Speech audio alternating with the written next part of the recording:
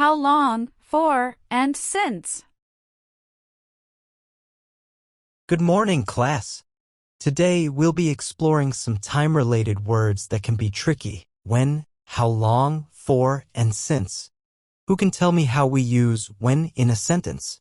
It shows the time of an event like when did the movie start? Excellent, William. When usually introduces questions or clauses about specific moments. Now, how about how long? Charlotte?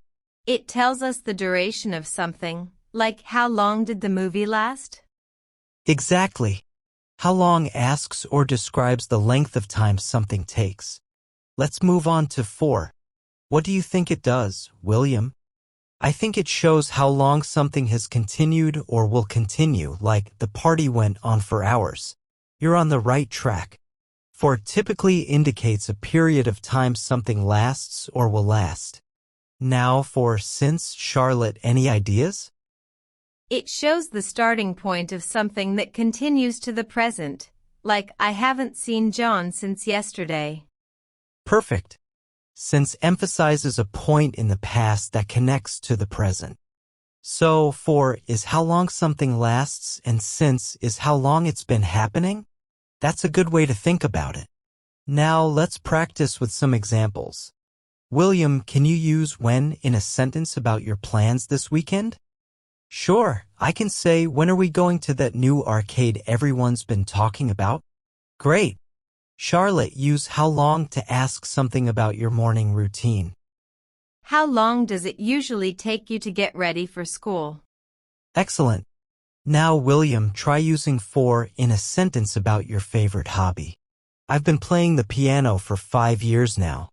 And lastly, Charlotte, use since to tell me something about your last vacation. I haven't been to the beach since last summer. Fantastic. Remember, these words can be tricky, so don't hesitate to ask if you get confused. Now, let's put your knowledge to the test with some fun exercises. English Grammar Classroom. The class continues with practice activities and discussions on using when, how long, for, and since in different contexts. This conversation provides a basic framework for teaching time-related words. You can expand it by adding more examples, discussing specific grammar rules, and incorporating interactive activities to keep students engaged. All right, class, let's dive deeper into those time-traveling words we discussed yesterday. Remember when, how long, for, and since? I think I got the hang of when and how long, but for and since still confuse me sometimes. Me too. Especially when they come close to each other in a sentence. Don't worry, that's common. Let's tackle them one by one. William, you mentioned confusion about for. What specifically throws you off? Like, if I say I've been studying French for 2 years, does that mean I'm still studying now? Or just that I did for 2 years? Good point. For can be tricky in that sense. It can indicate an ongoing period, like in your example, or a completed period. The context and verb tense usually clarify. If you use a present perfect tense like been studying, it implies the action continues to the present. So, if I say I haven't seen Liam since yesterday, does that mean I'm not seeing him now either? Exactly, Charlotte. Since always emphasizes a past starting point that connects to the present. So, your sentence implies you haven't seen Liam from yesterday until now, the moment we're speaking. Okay, I think I get it. For tells us how long something has been happening or will happen, and since tells us when it began and continues until now. Precisely. Now, let's test your understanding. William, use for in a sentence about your future plans. I'm going to save money for a new bike all summer. Excellent. Charlotte, use since to describe a recent accomplishment. I haven't lost a basketball game since I started practicing harder last month. Fantastic. Remember, practice makes perfect with these words too. Don't be afraid to experiment and ask questions if you're unsure. Can we try with more complex examples? Like using both for and since in the same sentence? Absolutely. That's where things get interesting. Charlotte, can you describe a long-term goal you've been working towards for a while? I've been training for the school play for months now, and it premieres since next week. Perfect example. See how for emphasizes the duration of your preparation and since points to the upcoming event that connects your effort to the present. This is starting to make sense. I feel like I'm mastering these time words. I'm glad to hear it. Remember, the key is understanding the context and verb tense and using them together effectively. Keep practicing and you'll be time traveling with these words like a pro. The class continues with more challenging examples, discussions about different verb tenses and sentence structures, and activities that reinforce the use of when, how long, for, and since in various contexts. This conversation builds upon the previous one by tackling more complex situations with the time words and focusing on their interaction within sentences. You can further extend it by introducing additional time-related expressions, discussing common mistakes students make, and incorporating creative writing exercises to solidify understanding. Welcome back, time travelers. Today's mission, mastering those tricky time words to the next level. Remember our trusty squad? When, how long, for, and since? Reporting for duty, Captain Henry. I think I've got the basics down, but sometimes they still trip me up in sneaky ways. Same here. Like, what if I want to talk about something that happened in the past that still has lasting effects? Can I use since, or is there another word? Excellent question, Charlotte. You're right, since focuses on ongoing present connections. To talk about past events with lasting effects, we can use another trusty friend, since then. For example, since inventing the printing press, knowledge has spread more rapidly than ever. Cool. What about situations where something wasn't continuous but happened repeatedly in the past? Like, how long did you go camping every summer as a kid? Great point, William. In that case, you could use how often instead of how long. It emphasizes the frequency of an event in the past. And what if I want to talk about something planned for the future that will last a period of time? Can I use for like, I'm saving for a trip to Australia for 6 months? Absolutely. In that case, for perfectly indicates the planned duration of your future adventure. Just like since has since then, for has a future buddy for the next or for the following. For example, I'm training hard for the upcoming soccer tournament for the next 3 months. This is getting exciting. Can we try putting all these tips together in one sentence? Like a super time traveling challenge? I knew you wouldn't back down from a challenge. Charlotte, describe a long-term goal you've been working towards that has had recent progress but has a future milestone planned. Use all 4 words if you dare. Okay, here goes. Since starting martial arts training 2 years ago, my confidence has grown steadily. But since then, I've been training even harder, and for the next 6 months, I'm determined to earn my black belt. Bravo, Charlotte. You've mastered the time-traveling words like a true Jedi Knight. My turn. Ever since Ms. Lee inspired me with her travel stories, I've been saving for a trip to Japan for the next summer. How long was her trip anyway? I believe it was for 3 months, William. Perhaps when you reach Japan, you could find her and share your adventure with her. Remember, these time words are your tools to paint vivid pictures with words across any timeline. Keep practicing, exploring, and have fun with them. The class erupts in excited chatter, eager to test their time-traveling vocabulary through writing challenges, debates, and collaborative storytelling.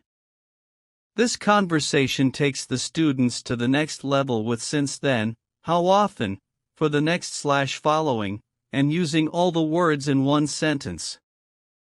You can continue expanding by introducing advanced structures like future perfect tense, discussing idioms related to time, and encouraging creative writing projects that involve time travel adventures. Welcome back, time travelers. Today, we're taking our vocabulary voyage through some tricky time travel twists and turns. Remember our trusty crew? When, how long, for, and since? I'm ready to navigate, Captain Henry. But what about situations where things change over time? Can we use those words to talk about something that used to be true but isn't anymore? Yeah, like, I haven't written letters since I got a smartphone. Doesn't that sound a bit off? Excellent observation, Charlotte. In that case, we can use a little time-traveling trick, used to plus verb. I used to write letters, but since I got a smartphone, I don't anymore. This shows the shift from past to present. Cool. And what if we want to talk about something that will change in the future? Like, I'm going to study French for 2 years, then I'll move to Paris. Another clever trick, William. You can use will plus verb to show your planned future action. I'll be studying French for 2 years, then I'll move to Paris. This emphasizes the future change. This is getting fun. Can we use these tricks to tell a story that jumps through time? Absolutely. William, tell us about a childhood dream you used to have, how it changed, and what you're planning for the future. Use all our time travel tools. Okay, here goes. I used to dream of being a pirate sailing the high seas with a treasure map. But since then, I've discovered my love for marine biology. Now, I'm going to study oceanography for 4 years and then I'll travel the world to explore coral reefs and protect marine life. A fantastic journey, William. You've used used to, since then, will, and even for to paint a vivid picture of your evolving dream. My turn. I used to be terrified of public speaking, but since joining the debate club, I've learned to love the challenge. Now, I'm planning to run for student council president next year. Wonderful, Charlotte. You've shown how overcoming challenges can lead to exciting plans for the future. Remember, these time travel words are your tools to navigate through any timeline, past, present, or future. Keep exploring, experimenting, and let your stories take flight. The class buzzes with excitement as students share their own time-twisting narratives, using the newly acquired tools to weave tales of personal growth, future aspirations, and even fantastical adventures through different eras. The classroom transforms into a vibrant tapestry of time travel, fueled by the power of words. This conversation builds on the previous ones by exploring used to, will, and using time travel words to tell stories. You can continue by introducing more advanced techniques like past perfect tense, conditional sentences, and even discussing historical events through the lens of these time words. Remember, the key is to keep the students engaged, creative, and excited about the possibilities of language and time travel. Welcome back, time explorers. Today, we're diving into the mind-bending realm of time travel paradoxes and puzzles. Remember our trusty time-telling tools, when, how long, for, and since? Today, we'll see how they can twist and turn in unexpected ways. I'm ready to tackle some paradoxes, Captain Henry. But what are those exactly? Imagine this, William. You travel back in time and meet yourself as a child. You tell them about their amazing future, but that knowledge could change their choices, altering your own future in the process. It's a mind-boggling loop. So, can we even use our time words in these paradoxes? How do we talk about something that both happened and didn't happen? Excellent point, Charlotte. In paradoxes, we can use modal verbs like could or would to express hypothetical situations and alternate timelines. For example, if I told my younger self about the future, I wouldn't be here now, but I would have had a different life. Whoa, that's deep. Can we create our own time travel puzzles using these words? Absolutely. Charlotte, imagine you discover a hidden message that reveals the exact date a treasure will be found. You want to share the information but risk someone else claiming it. How would you use our time words to create a cryptic clue without giving away the exact date? I could say something like, when the moon casts a crescent shadow for the second time since the equinox, and the clock strikes the hour that rhymes with door, seek the lost riches where the whispering willow bends. Brilliant. You've used since, when, and even wordplay to create a time-locked puzzle. William, your turn. Imagine you want to write a story where a character accidentally travels back in time and has to avoid altering history. How would you use our time words to build suspense? I could write, every sunrise felt like a déjà vu, every choice a wrong turn on the path I never chose. How long could I keep the past intact, knowing I was already a ripple in its flow? Fantastic. You've used every, since, and metaphorical language to create a sense of time travel anxiety. Remember, time travel paradoxes and puzzles are all about playing with the boundaries and possibilities of these words. Keep exploring, experimenting, and who knows what mind-bending stories you might create. The class erupts in excited chatter, eager to craft their own time travel puzzles and stories. They experiment with different time words, modal verbs, and figurative language, their imaginations soaring through the labyrinthine corridors of time. This conversation delves into the fascinating world of time travel paradoxes and puzzles, encouraging students to use their time-telling tools in creative and unexpected ways. You can continue by discussing historical paradoxes, analyzing time travel stories in literature and film, and even challenging students to create their own time-bending games and riddles.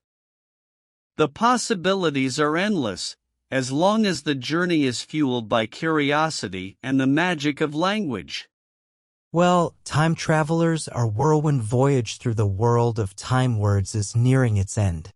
Today, we'll recap our adventures and prepare for future explorations. It's been a blast, Captain Henry.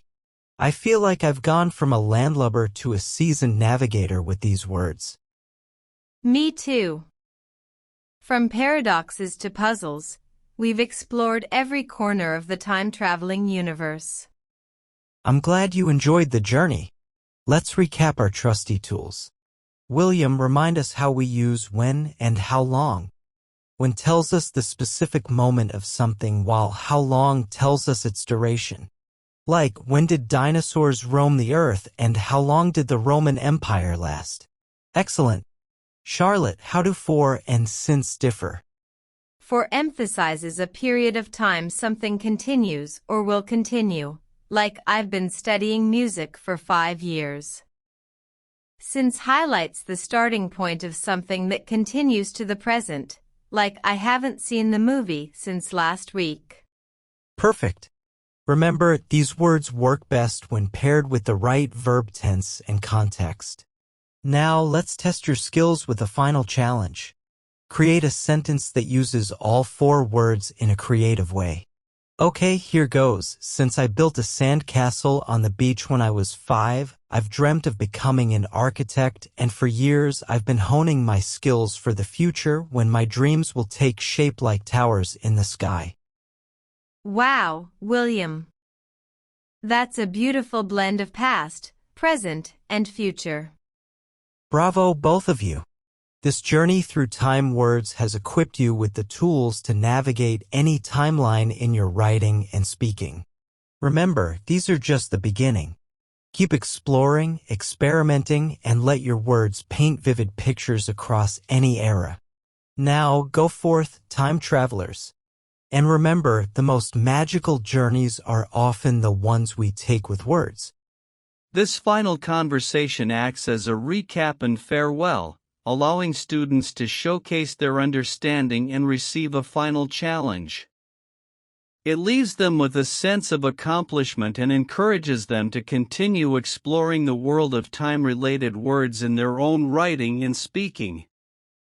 Remember, the goal is to end on a high note, leaving students excited to continue their time-traveling adventures with language. Hey everyone! A massive thank you to each and every one of you for tuning in to English Easy today. Your support means the world. Remember, if you enjoyed this lesson, hit that like button, share it with your friends who need a little English boost, and smash that subscribe button to join our awesome community. Let's keep learning English together.